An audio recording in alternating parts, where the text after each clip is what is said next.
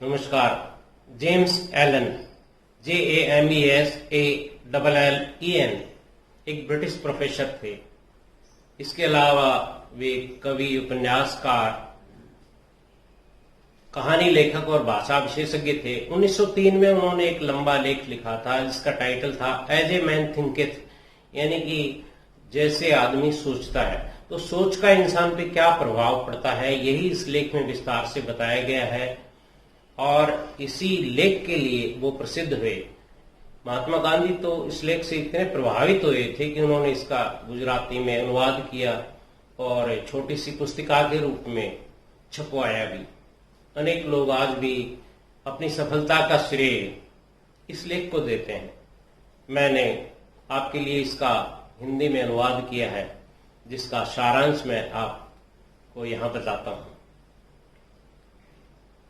जैसे बीज के बिना पौधे अंकुरित नहीं हो सकते, इसी तरह मनुष्य का प्रत्येक कार्य विचार के छिपे हुए बीज से ही संपन्न होता है और उसके बिना प्रकट नहीं हो सकता था।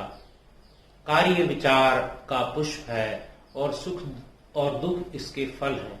इस प्रकार एक आदमी अपने परिश्रम के मीठे और कड़वे फल का स्वाद ही चखता है। एक आदमी के दिमाग की तुलना बगीचे से की जा सकती है, जिसे होशियारी से खेती या जंगल की घास की तरह बढ़ने की अनुमति दी जा सकती है। लेकिन चाहे उस पर प्रयत्न पूर्वक खेती की जाए या उसकी उपेक्षा की जाए, फल तो आएगा ही आएगा। यदि कोई उपयोगी बीज इसमें नहीं डाला जाता है तो फिर क्या होगा? ये बेकार खरपतवारों की बहुतायत उसमें भर जाएगी और फिर अपनी जाति को बढ़ाती रहेगी। जिस तरह माली अपनी जमीन की खेती करता है, उसे खरपतवारों से बचाकर रखता है और अपने लिए आवश्यक फूलों और फलों को उगाता है, इसी तरह एक आदमी मन के बगीचे से सभी गलत, बेकार और अशुद्ध विचारों को उखाड़ सकता है और पूर्णता की तरफ बढ़ सकता है। सही, उपयोगी और शुद्ध विचारों के फूल और फल। इस प्रक्रिया को आगे बढ़ाते हुए एक व्यक्ति देर सवेर समझ ही जाता है कि वह अपनी आत्मा का स्वामी और अपने जीवन का निर्देशक है। वह अपने भीतर विचार के नियम को घटित होते हुए देखता है और समझता है, निरंतर बढ़ती जाती सटीकता के साथ, कि विचार की शक्ति कैसे उसके चरित्र और भाग्य को आकार देने में काम करती है।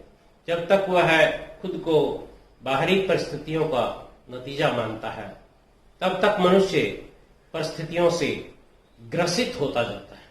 लेकिन जब उसे पता चलता है कि उसमें एक रचनात्मक शक्ति है और वह अपने अंदर छिपे हुए विचारों की मिट्टी और बीजों को परिस्थितियों का निर्माता मान लेता है, तब अपना मालिक खुद बन जाता है।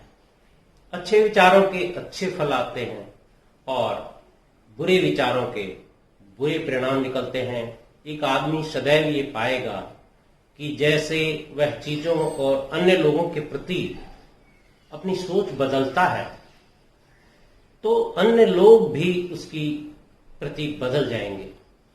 कोई एक बार अपने विचारों को आमूल बदल कर तो देखे, उसके जीवन में आने वाले प्रभाव और परिस्थितियों से चकित हुए बिना नहीं रह सकता।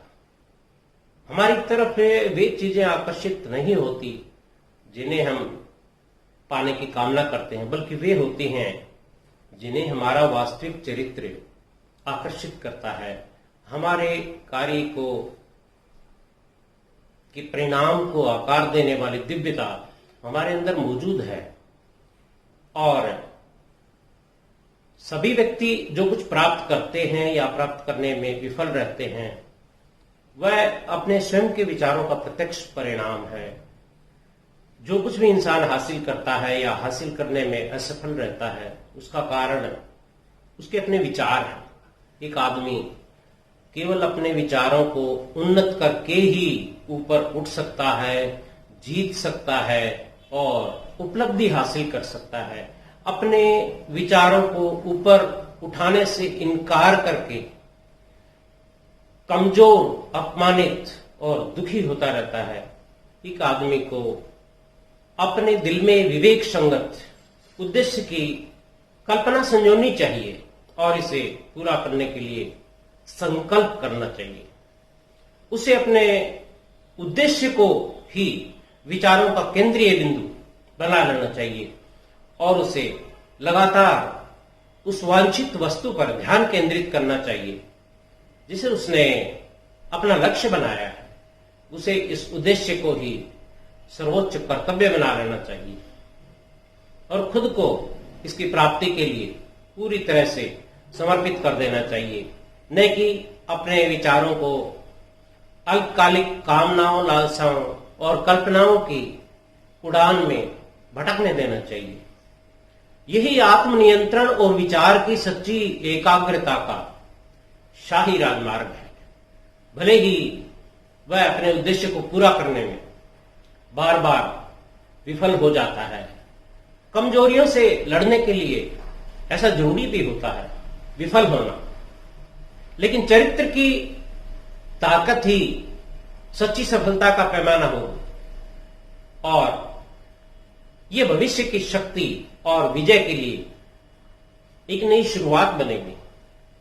अपने विचारों का सटीक परिणाम आपके सम्मुख होगा और आपको वही प्राप्त होगा जो आपने कमाया है, न इससे ज्यादा और न इससे कम। आपके मौजूदा हालात जो भी हो, आप अपने विचारों और दृष्टिकोण और अपने आदर्शों से ही उठेंगे, गिरेंगे या जहां हैं वहीं रहेंगे। आप अपनी इच्छाओं पर नियंत्रण के अनुपात में छोटे हो जाएंगे। आपकी प्रबल आकांक्षाओं के कद जितने बड़े होंगे। विचारहीन, अज्ञानी और अकर्मण्य केवल चीजों के ऊपरी प्रभाव को देखते हैं और न कि चीजों को अंदर से देखने वाले। अवसर, भाग्य और ज्योतिष की बात करते हैं। एक आदमी को अमीर होते हुए देखते हैं तो वे कहते हैं, देखो कितना भाग्यशाली है। दूसरे बुद्धिमान आदमी को देखकर कहते हैं, समय इसके पक्ष में है, इसका वक्त चल रहा है।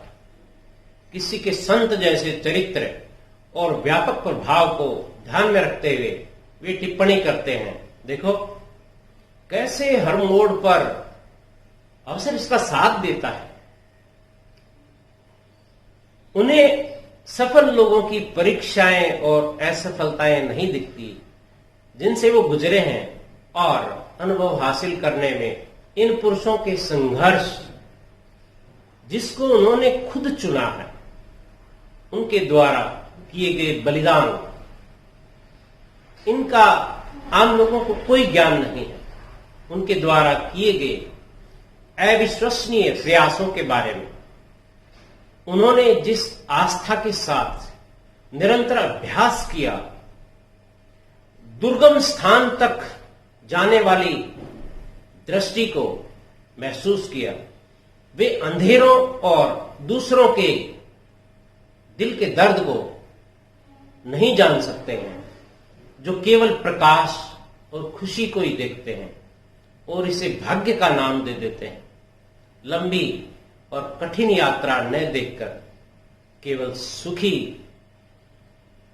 और उपलब्धियों को निहारते और इसे सौभाग्य कह देंगे, लेकिन प्रक्रिया को नहीं देखते, केवल परिणाम को देखकर इसे भाग्य का खेल बता देते हैं। सभी मानवीय उदाहरणों में प्रयास होते हैं और परिणाम होते हैं और प्रयास की ताकत ही परिणाम की माप होती है। भाग्य कुछ भी नहीं है।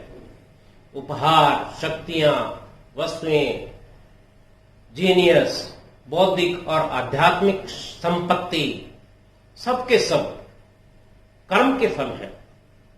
ये कभी विचार थे जिन्हें अंजाम तक पहुंचाया गया है या उद्देश्यों को पूरा किया गया है, दृष्टि यानी विजन को आकार दिया गया है, वह दृष्टि जो आप अपने मन में स्थापित करते हैं, वे आदर्श जिन्हें आप अपने हृदय के सिंहासन पर बिठाते हैं, वे ही आपके जीवन का निर्माण करेंगे।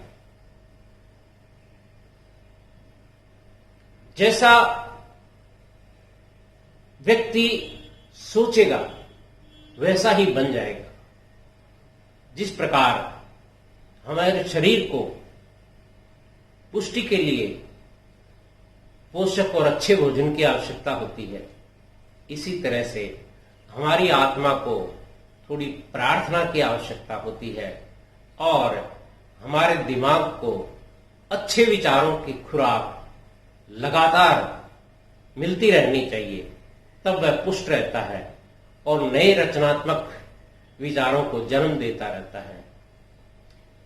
मैं जो कुछ भी जहां अच्छा पढ़ता हूं आपके लिए लेकर आने की कोशिश करता हूं। मुझे सुनने के लिए आपका बहुत बहुत धन्यवाद। नमस्कार।